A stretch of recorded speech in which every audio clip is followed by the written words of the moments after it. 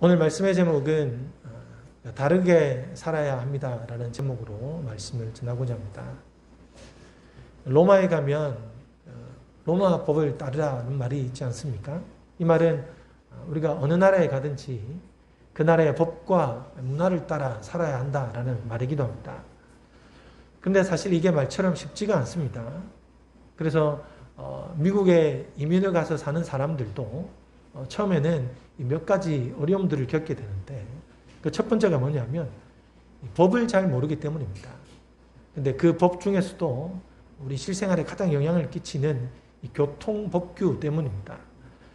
특히나 이 교통법규는 미국에서는 시골이라 하더라도 사람이 없는 한적한 곳이라 하더라도 신호를 잘 지켜야 됩니다.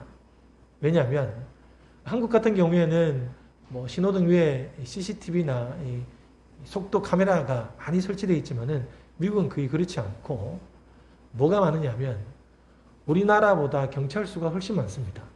그러니까 우리나라 인구당 경찰수보다 그 나라 인구당 경찰수가 훨씬 많아요. 그래서 우리 눈에는 안 보이지만 아주 곳곳에 숨어 있어서 신호를 위반하면 어느새 나타나서 이 딱지를 떼게 되는 경우가 참 많습니다. 물론 경찰 때문이 아니라도 이 벌금도 사실 우리나라도 훨 많아요. 그래서 돈을 아끼기 위해서라도 사실 아주 사소한 교통법규도 잘 지켜야 됩니다. 이건 제가 우리 와이프한테도 이야기 안 했던 이야기인데 제가 미국에 있을 때 우리 교회 집사님 중에 한 분이 한국에 이제 수술하러 오셔야 되기 때문에 이 가게를 비울 수가 없는 겁니다. 세탁소를 하셨거든요. 그래서 제가 한 달 넘게 이제 기술을 배워서 2달을 제가 세탁소를 봐드렸어요. 근데 이제 그 거리가 이제 신학교에서 그 집사님 가게까지가 한 1시간 20분 고속도로를 가야만 됩니다. 근데 미국도 고속도로가 아침 출근길에는 참 많이 막힙니다. 저도 이제 처음으로 아침에 일찍 이제 나가보니까 생각보다 많이 막히더라고요. 그런데 그 1차선 도로는 뻥 뚫려 있는 겁니다. 그래서 제가 한참 막히길래 늦어서 이제 1차선 도로로 잘 달렸죠. 그러니까 정말 빨리 가더라고요. 그리고 그 다음날도 또 막히니까 또 고민하다가 1차선 도로를 갔어요. 근데 보니까 그 1차선 도로가 약간 색깔이 좀 달라요. 근데 우리나라처럼 버스 전용 차로는 없습니다. 근데 그 차선이 뭐냐면 카풀 차선입니다. 그러니까 우리는 보통 두세 사람 타는 건 흔한 일인데 미국은 혼자 운전하고 가니까 이 카풀하는 사람들은 그 차선을 이용할 수 있는 건데 저는 그걸 모르고 그냥 냅다 빨리 달리려고 1차선을 달렸던 거죠. 그러니까 한 2-3번 그렇게 하다가 결국 잡힌 거예요. 경찰차가 와가지고는 갓길로 차를 대라고. 차를 대는데 벌금이 무려 550불이었습니다. 우리나라 돈으로 60만 원. 제가 그 돈 갚는다고 힘들었습니다. 살짝 갚아야 되니까 한국에서야 비상금이 있겠지만 미국에서는 다 오픈되어 있으니까 그죠? 무척 힘들었습니다. 근데 벌금만 내면 끝나는 게 아니라 미국 같은 경우는 법원에도 출두를 해야 돼요. 그리고 법원 판사 앞에서 잘못했다고 이런 경우도 생기고 또 그것만 끝나는 게 아니에요. 교육으로 영상을 봐야 합니다. 이 영상을 몇 시간 봐야지 이제 이게 모든 페널티가 사라지게 되는 겁니다. 아무튼 이것뿐만 아니라 미국에서는 밤에 운전을 할 때 자동차 미등을 켰는데 미등에 불이 들어오지 않잖아요. 근데 그 전구를 교체하지 않고 운전하면 잡힙니다. 또 벌금을 먹을 수 있는 거예요. 그만큼 아무튼 그 교통법규는 우리나라와 차이가 많이 있습니다. 아무튼 번거롭게 살지 않기 위해서라도 무엇보다 벌금을 내지 않기 위해서라도 사실은 이 교통법규를 잘 지켜야 되는데 처음에는 그걸 몰라서 애를 먹는 사람이 많습니다. 그리고 유명한 사람들이 어려움을 겪는 것 중에 하나가 가장 큰 게 사실은 문화죠, 문화. 몸은 미국에 있는데 삶의 방식은 여전히 한국인의 삶의 방식을 취하면 좀 삶의 어려움이 많이 있습니다. 특히 미국 같은 경우에는 개인주의가 강하다라고 생각하지만 그래도 일반 실생활 중에서는 상당히 남을 배려하는 행동을 참 많이 하는 편입니다. 그리고 모든 서비스업에는 팁을 반드시 주어야 돼요. 우리는 사실 팁 주는 게 아깝잖아요. 근데 그게 반드시 팁을 줘야 합니다. 무엇보다 미국의 삶은 전반적으로 느립니다. 오래 걸립니다. 그래서 우리가 빨리빨리 정신으로 미국에서 살면 힘들어요. 그래서 이 두 나라의 문화를 아주 적절하게 표현한 말이 있는데, 미국은 지겨운 천국이다라고 하고 한국은 재미있는 지옥이다라고 그렇게 표현합니다. 그만큼 삶의 방식이 다르기 때문에 미국에 살려면 이런 생활 방식을 따라야 하는 거죠. 그렇게 될 때 이 진정한 이민자가 되는 겁니다. 자, 그런데 미국에 살고 있으면서 한국처럼 운전하고 또 한국에서처럼 생활 방식을 고수하게 되면 어떻게 되겠습니까? 당연히 이민 생활 내내 어려움을 겪을 수밖에 없습니다. 제가 왜 이런 얘기를 하느냐면 우리 신앙생활도 마찬가지예요. 여러분, 우리가 지금 이 세상에 속해서 살아가고 있지만은 우리 예수 그리스도를 영접하는 순간 우리는 어느 나라에 속한 사람이 됩니까? 하늘나라에 속한 사람이 되는 거예요. 그래서 바울이 우리는 천국 시민이다, 천국 시민권을 가졌다라고 그렇게 말했습니다. 자, 빌립보서 3장 20절에 보면 우리의 시민권은 하늘에 있는지라 거기로부터 구원받은 자, 구원하는 자 곧 주 예수 그리스도를 기다린다라고 말합니다. 우리가 예수 그리스도를 구주로 믿는 순간 우리는 이민자가 되는 거예요. 이민자의 삶, 천국 시민의 삶이 시작되는 겁니다. 그렇다면 우리는 이제 천국 시민의 삶을 살아가야 하는 거예요. 그런데 우리가 하나님 나라의 백성이 되어서 천국 시민의 삶을 살아가야 하는데 여전히 우리의 삶의 방식은 세상 사람들, 믿지 않는 사람들과 똑같다면, 여전히 우리의 정신과 삶의 방식은 세상 사람처럼 살아간다면 우리의 삶은 고달플 수밖에 없는 겁니다. 미국에 살기 위해 이민을 했다면 미국 사람이 되어야 해요. 미국의 법과 문화를 따라야 제대로 된 이민 생활을 하는 겁니다. 우리도 이제 천국 시민이 되었다면 천국 시민의 삶을 살아가야 하는 겁니다. 그렇지 않으면 세상에 나가도 괴롭고 또 교회에 나와도 괴로운 겁니다. 왜냐하면 신앙의 양심상 정말 세상 사람들이 하는 그 나쁜 짓을 우리가 하며 살 수는 없어요. 그렇다고 또 세상에서 확실한 하나님의 백성으로도 살지 않는 겁니다. 그러면 그 삶이 세상에서도 선한 양심으로 인해 늘 괴롭고 교회 와서도 하나님 앞에 늘 죄송하고 괴로운 마음으로 살아갈 수밖에 없는 겁니다. 비전향 장기수라는 말이 있습니다. 이 말은 8.15 광복 이후에 혹은 6.25 전쟁 이후에 그 북한의 전쟁 포로들이 한국에 있으면서도 그 공산주의 사상을 내려놓지 않고 여전히 공산주의를 지향해 살아가는 그 사람들을 말합니다. 아마 역사적으로 이제 아마 비전향 장기수들은 다 북으로 이송한 걸로 알고 있습니다만, 일단 당시만 해도 그런 비전향 장기수들이 많이 있었습니다. 물론 그들 중에는 북한에 가족이 있기 때문에 반드시 북한에 돌아가기 위해서도 자기가 어떤 북한의 그 시민권이라고 그런 것들을 포기하지 않고 살아가는 사람들도 있었습니다. 결국 그들은 북한으로 보내어지게 된 거죠. 이후에 어떻든 이 사람들은 자유민주국가에 살면서도 여전히 공산주의 사상을 버리지 못하고 참된 자유를 누리지 못하며 살았던 사람들입니다. 이처럼 우리도 이 과거의 삶을 버리지 않으면 예수님을 믿는다 하면서도 그 믿음으로 누리게 되는 이 풍성함을 제대로 누리지 못하게 되는 겁니다. 그러니까 우리 중에도 비전향 그리스도인이 생길 수 있는 거예요. 우리가 정말 천국 시민권의 삶을 갖고 그 삶을 살아가야 함에도 불구하고 여전히 과거의 삶을 살아가면 정말 예수 그리스도가 주시고자 하는 풍성함을 누리지 못하는 겁니다. 그래서 예수님께서도 요한복음 10장 10절에 보면 도둑이 오는 것은 도둑질하고 죽이고 멸망시키려는 것뿐이요 내가 온 것은 양으로 생명을 얻게 하고 더 풍성히 얻게 하려는 것이다 라고 했습니다. 예수님이 이 땅에 오신 이유가 우리에게 구원을 주시기 위한 것도 있지만은 구원받은 자의 그리스도인의 삶이 더 풍성하게 하기를 원하신다는 겁니다. 그러기 위해서 이 땅에 오셨다라고 말씀하고 있습니다. 그런데 우리가 이렇게 풍성한 삶을 살아가기 위해서 천국 시민의 삶을 살아야 함에도 불구하고 여전히 세상 사람과 같은 삶을 살아가면 그런 풍성한 삶은 우리에게 없다라는 거예요. 사실 이게 얼마나 또 불행한 일입니까? 그러므로 우리가 천국 시민이 된 이상 천국의 법을 따르는 삶을 살아야 합니다. 말씀의 법을 따르는 삶을 살아가야 하는 거죠. 자, 그렇다면 우리가 이 세상에서 이 말씀의 법을 따르는 이 천국 시민의 삶을 살아가는 것을 한 단어로 뭐라고 할 수 있겠습니까? 바로 거룩입니다. 이 세상에서 세상 사람과 함께 살아가고 있지만은 우리는 천국 시민의 삶을 살아야 하는 거예요.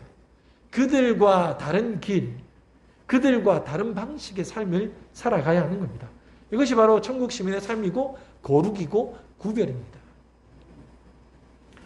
저희 집에 큰딸이 이제 20살이 되었습니다. 20살이 되고 나니까 이것저것 하고 싶은 게 참 많은가 봐요. 그래서 빨리 뭐 돈을 벌어서 자기가 자동차 운전면허 따고 차를 몰고 막 어디 놀러 가고 싶은 거예요. 근데 놀러 가는데 또 부모하고 가지 않고 이제 부모를 떠나서 친구들하고만 이렇게 따로 놀러 가고 싶어 해요. 뭐 20살이 되니까 친구들도 다 어떤 그런 20살의 그런 거 있잖아요. 그죠? 그런 거 막 느끼려고 하는데 그 중에서도 술이 있더라고요. 그래서 저희들이 우리 채연에게 한마디 했습니다. 너는 그 아이들과 달라야 한다. 무엇을 통해 구별된 삶을 보여줄 수 있겠느냐. 이런 삶을 통해 구별되어야 한다라는 말을 해주었더니 아쉬워하면서도 그렇게 살아가려고 하더라고요. 물론 이 20살이 된 그 마음을 충분히 이해하지만 그렇다고 우리가 남들이 다 한다고 우리도 그냥 똑같은 삶을 살 수는 없지 않습니까? 좀 전에도 말씀드렸지만은 하나님께서 하나님의 백성들에게 원하시는 가장 우선된 삶이 바로 거룩입니다. 그래서 하나님께서도 내가 거룩하니 너희도 거룩하라라고 그렇게 말씀하셨습니다. 거룩은 바로 한마디로 구별된 삶이고 다르게 사는 삶을 의미합니다. 하나님의 백성이라면 세상 사람들과 구별되게 다르게 삶을 살아야 하는 겁니다. 자, 오늘 본문에서 예수님이 바로 그러한 삶에 대해서 말씀해 주고 있습니다. 오늘 본문은 우리에게 잘 알려진 산상수훈의 말씀입니다. 그런데 누가복음에서는 그 마태복음에서 말씀하고 있는 그 산상수훈의 말씀을 좀 요약해서 표현하고 있다라고 보시면 될 겁니다. 근데 우리가 알다시피 이 산상수훈의 말씀을 우리가 읽어보면 정말 우리가 이렇게 살아갈 수 있을까? 이렇게 살아야 하나? 이건 단지 어떤 이상적인 말씀이 아닐까라는 그런 생각을 하게 됩니다. 그래서 한쪽 귀로 듣고 또 한쪽 귀로 쉽게 흘러 보낼 수 있는 쉬운 말씀이 아닌가 하는 생각이 들기도 합니다. 제가 지난 주일에도 잠시 언급했지만은 그 인도의 간디가 이 산상수훈의 말씀을 읽고 너무나 감명을 받아서 자기의 제자들에게도 이 말씀을 외우고 기억하고 가슴에 품고 실천하며 살아가라라고 할 만큼 세상 사람들에게도 큰 기감이 되는 최고의 교훈의 말씀입니다. 그런데 간디는 이 말씀대로 살지 않는 그리스도인들을 보면서 예수님은 참으로 훌륭하지만은 그 예수님을 따른다는 그 그리스도인들은 싫다라고 그렇게 말을 했습니다. 예수님의 법을 따르지 않고 살기 때문입니다. 그만큼 이 산상수훈의 말씀이 어쩌면 현실과는 동떨어진 동화 속의 이야기처럼 현실에서는 있을 수 없는, 행할 수 없는, 그래서 그냥 듣기에만 좋은 말씀, 우리가 인용하기에만 이 좋은 말씀으로 취급되는 경우가 많습니다.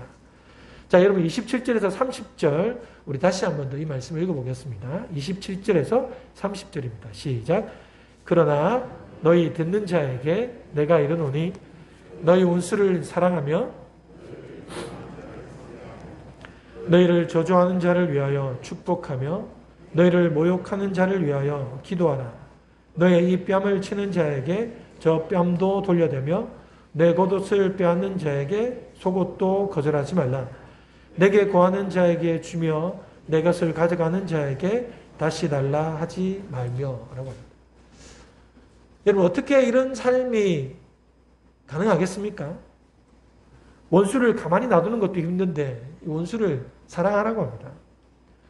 저주하는 자를 축복하고 이 뺨을 치면 저 뺨도 내주라 합니다. 사실 한 대 맞으면 두 대는 아니라도 반드시 갚아줘야 속이 후련하고 그렇게 살아야 화병 없이 살 수 있는 인생이 아닙니까? 그런데도 예수님은 이렇게 살아가라라고 말씀을 주었습니다. 그러니 이런 말씀을 들을 때 사람들은 참 동떨어진 말씀이다 라고 생각하니 마치 이 말씀이 액자 속 말씀이 되는 겁니다. 그래서 이것은 이렇게 살면 좋긴 하지만 극소수의 크리스찬들이 이런 삶을 사는 거야 라고 생각하게 되는 거죠. 마치 그 데살로니가전서 5장 16절에서 18절 말씀처럼 항상 기도하라. 쉬지 말고 항상 기뻐하라, 쉬지 말고 기도하라, 범사에 감사하라라는 말씀을 너무나 잘 기억하고 암송하고 있지만은 그냥 암송만 할 뿐입니다.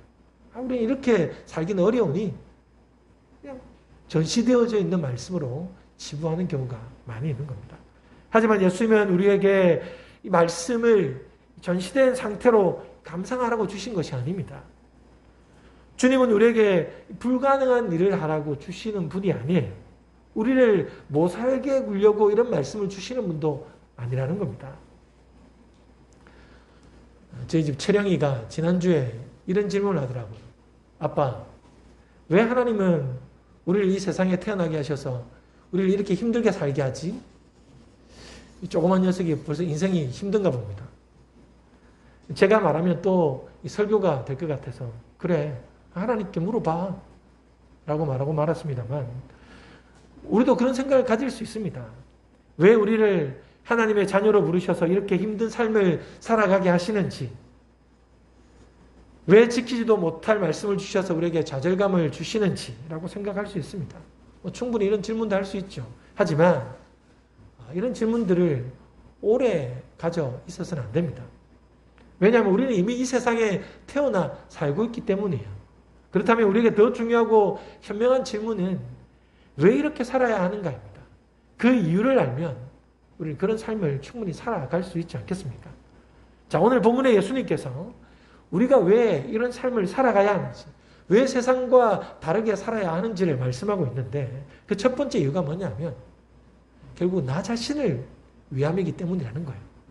자, 35절 말씀을 보면 오직 너희는 원수를 사랑하고 선대하며 아무것도 바라지 말고 꾸어주라. 그리하면 너희 상이 클 것이다 라고 말씀합니다. 자, 그리하면 우리의 상이 크다라고 말씀하고 있는 거예요. 결국 우리가 이렇게 살아가면 우리에게 하나님이 주실 상이 크다라는 겁니다. 우리는 함께 이 세상을 살아갑니다. 그래서 서로의 영향을 받지 않을 수 없습니다. 이것을 바꿔 말하면 우리가 세상에 영향을 끼치며 살아갈 수도 있다라는 말입니다. 좋은 영향을 끼치면 그것은 곧 나에게도 좋은 결과로 돌아오게 되는 거예요. 내가 환경을 지키면 지금은 아무런 표가 나지 않고 도움이 되지 않는 것 같지만은 결국은 내가 좋은 공기, 좋은 환경에서 살아갈 수 있게 되는 겁니다. 내가 원수를 사랑하고 미워하는 자를 선대하고 저주하는 자를 축복하며 살면 결국은 내가 원수가 되었을 때 사랑받을 수 있고 내가 미움당하는 자에서 선대함을 당할 수 있고 저주를 받는 처지에서 축복을 받는 사람이 될 수 있다는 겁니다. 그래서 31절은 뭐라고 합니까? 남에게 대접을 받고자 하는 대로 너희도 남을 대접하라. 우리의 인생은 우리가 행한 대로 이 부메랑이 되어 돌아오기도 한다는 겁니다. 결국 우리가 이렇게 사는 이유는 나 자신을 위한 길임을 여러분 반드시 기억해야 합니다. 여러분 자신에게 원수가 있다라고 한번 생각해 보십시오. 아마 원수가 있는 분이 있을 거예요. 자, 그럼 그런 사람들의 삶이 행복할까요? 평안할까요? 평안하다가도 행복하다가도 그 원수만 생각하면 그 원수를 만나면 평안과 행복은 다 깨어지는 겁니다. 제가 예전에 한번 말씀드린 게 있는데 오늘까지만 이 원수에 대해서 한 번만 이야기하고 이제는 더 이상 이야기 안 할까 합니다. 왜냐하면 원수 하다 보니까 제가 생각나는 일이 있는데 저는 이 밥을 먹다가 이 밥상에서 뺨을 아주 세게 한 2차례 맞은 적이 있습니다. 아버지에게 맞은 것도 아니에요. 형님들한테 맞은 것도 아닙니다. 단둘이 밥을 먹다가 아무도 없는 데서 맞은 것도 아니고 생전 처음 보는 사람들하고 같은 그룹에서 이 밥을 먹고 있다가 뺨을 아주 세차게 맞았습니다. 이 선배랑 그리고 친구들이랑 그리고 또 후배랑 같이 이제 그 종교개혁지를 유럽에 탐방을 하다가 이제 로마에 도착을 합니다. 이제 로마에서 하루는 민박을 하고 그 다음날 아침에 민박하는 다른 자매들하고 같이 아침 식사를 하게 된 거예요. 그러다가 이제 제 젓가락하고 선배 그 형 젓가락하고 같이 한 반찬에 순간적으로 엉켰습니다. 근데 갑자기 하늘에 별이 보이더라고요. 얼마나 뺨을 세게 때리는지. 그래서 제가 뺨을 맞으면서 어떤 생각을 했냐면 장난인가? 장난치고는 너무 세게 때리는데 나도 화를 내야 하나? 근데 지금 같이 밥을 먹고 있는 생전 모르는 저 자매들은 우리가 신학생인 거 다 알고 있는데 신학생이 갑자기 밥 먹다가 멱살을 쥐어잡고 서로 치고 박으면 야 어떨까? 그런 생각에 어떻게든 덕이 되게 해야 되겠다라는 생각밖에 없었습니다. 그래서 웃음으로 그 순간을 모면했어요. 아유 왜 그러시냐고 장난도 심하다면서 밥 맛있게 드시라고 이렇게 하면서 모면했는데 또 한 차례 때리는 겁니다. 그 자리에서 저는 다른 생각 안 했습니다. 야 이거 교회 다니지 않는 사람들이 있는데 내가 여기서 정말 화를 내고 싸웠다가는 정말 하나님 영광 가리는 일밖에 되지 않겠다는 그 생각에 어떻게든 웃음으로 그 순간을 모면하려 했습니다. 그래서 다행히 더 이상 화를 내거나 짜증내는 일이 없이 이제 잠잠해졌습니다. 아무 일 없었던 듯 이제 지나갔는데, 근데 그 다음부터가 제가 더 문제였던 거예요. 너무 화가 나는 겁니다. 근데 이 선배 형은 사실은 대면대면한 사이가 아니라 가장 친한 형이었습니다. 신학교 다닐 때도 정말 밤을 새워서 우리의 인생과 교회와 사이어가는 그런 문제들을 밤새 토론하면 신학에 대해서도 같이 고민하고 나누면 밤을 새면 아침에 형수님이 우리한테 밥상을 거의 차려줄 만큼 그런 일들이 아주 많이 있었습니다. 근데 그랬던 형한테서 이런 일들을 당하고 나니 사실 너무나 당황스러웠지만은 나중에는 화가 막 치밀어오르고 그 자리에 같이 있었던 친한 친구도 도저히 그 상황을 납득하지 못하는 겁니다. 아무튼 어떤 남은 일정과 어떤 팀원들 분위기를 생각해서라도 그냥 꾹 참고 있었지만은 사실 시간이 지날수록 그 순간을 잊을 수가 없는 겁니다. 그래서 이 원수라는 단어, 이 상처라는 단어를 생각하면 그 사건이 떠올라서 목회하는 내내 사실은 회상되기도 하고 또 그때 그 분노가 치밀어 오르는 경우도 많았습니다. 그러니 어느 한순간에 이게 이제 쓴뿌리로 완전히 자리 잡게 되는 겁니다. 점점 그 형이 곱게 보일 리가 없는 거죠. 더 이상 그 사건에 대해서 왈가왈부를 하지 않는 상황이니까. 그래서 그 형이 지금 아프리카에서 선교를 하고 있는데 참으로 고생하고 있지만은 간다 할 때도 인사도 하지 않았습니다. 가서 선교 소식을 보내도 전혀 일절 답도 하지 않았습니다. 사실 그렇게 외면한 저도 마음이 편치 않았습니다. 그래서 오랜 고민 끝에 사실 용서하기로 했습니다. 아직까지 이유는 모르지만은 어쩌면 내가 그 당시에 맞을 짓을 했을지도 모르겠다라는 그런 생각.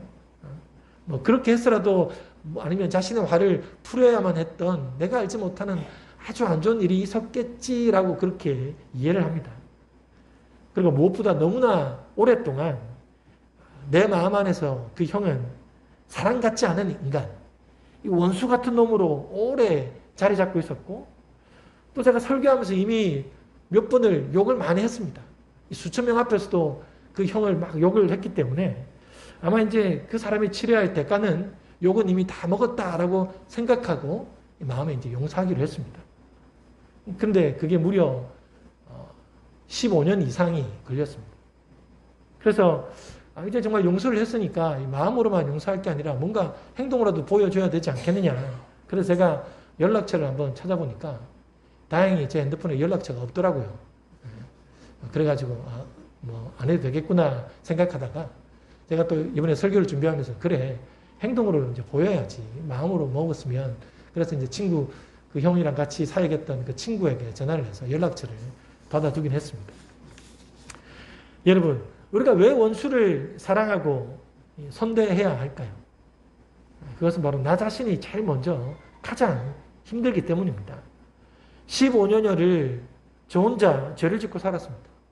그 형은 이미 오래전에 까마득히 잊고 살고 있고 이제 평생을 선교사로 하나님께 헌신하며 살고 있는데 나만 마음의 죄를 짓고 살아가고 있었던 겁니다.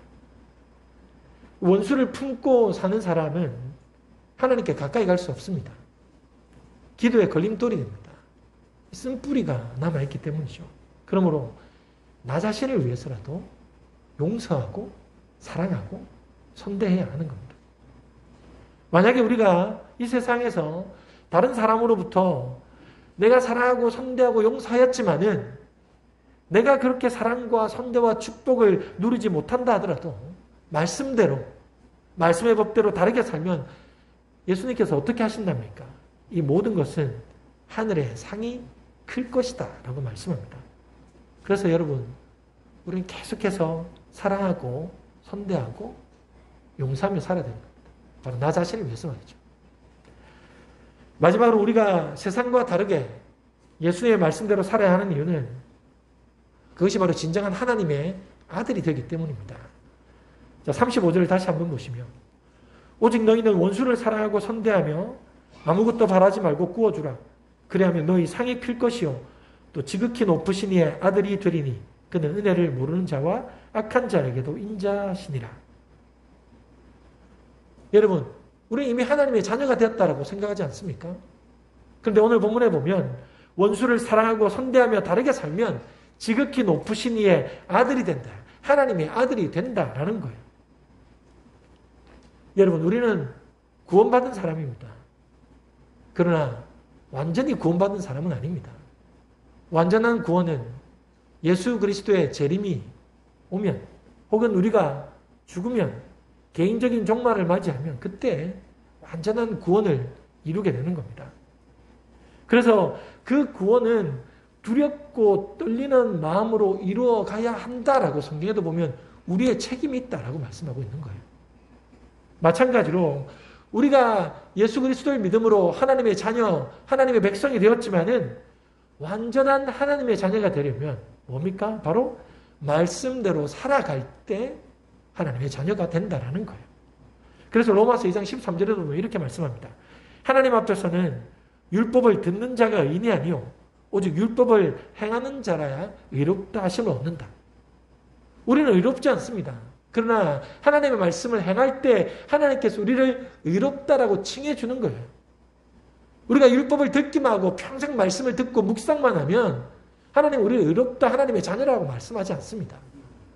그 들은 말씀을 행하며 실천하며 살아갈 때 하나님께서 우리를 하나님의 자녀다 칭하여 주는 거예요. 의롭다라고 인정해 주신다라고 성경은 말씀하고 있습니다. 그래서 주여 주여 하는 자마다 천국에 들어가는 것이 아니고 오직 하나님의 말씀을 행하는 자라야 천국에 들어갈 것이다 라는 참으로 어쩌면 우리에게 무서운 말씀을 성경은 하고 있는 겁니다. 여러분, 우리가 행함으로 구원을 받는 것은 아니지만 우리가 구원을 받았다는 것, 우리가 하나님의 자녀가 되었다라는 것은 행함을 통해서 증명하는 것이다라고 성경은 말씀하고 있는 겁니다.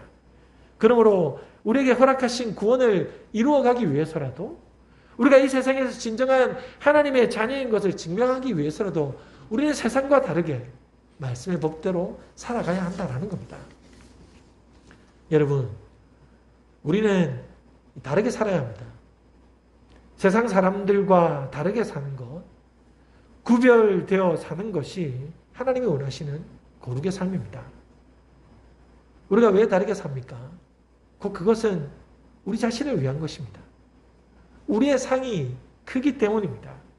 무엇보다 진정한 하나님의 자녀가 되기 때문입니다. 그러므로 오늘부터 세상과 다르게 말씀 따라 살아감으로 하늘에서 큰 상을 받는 우리가 될 수 있기를 주님